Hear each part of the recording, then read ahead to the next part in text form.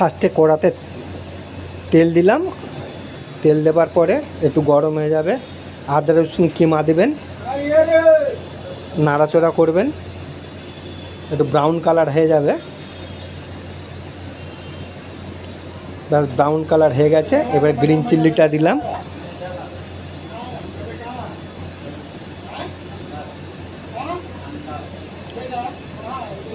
তারপরে দেবো পেঁয়াজ ক্যাপসিকাম।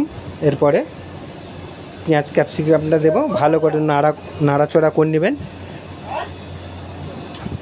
ভালো করে একটু নাড়বেন।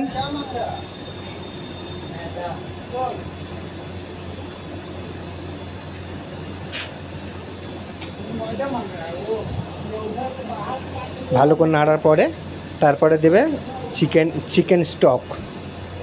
চিকেন স্টকটা তারপরে দেবেন।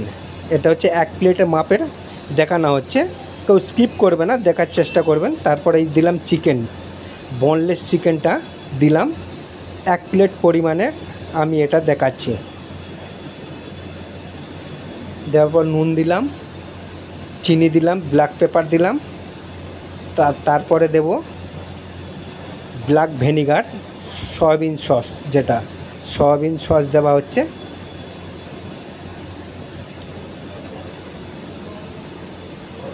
ব্যাস ফুটে গেল। এবার পেঁয়াজ পাতা গোড়াটা দিলাম,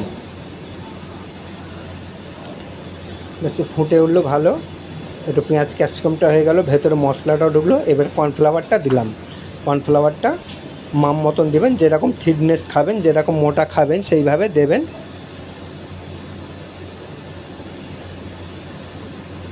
এই থিকনেসটা দেওয়া হলো। এবার লাস্টে দেওয়া হচ্ছে ওয়াইন।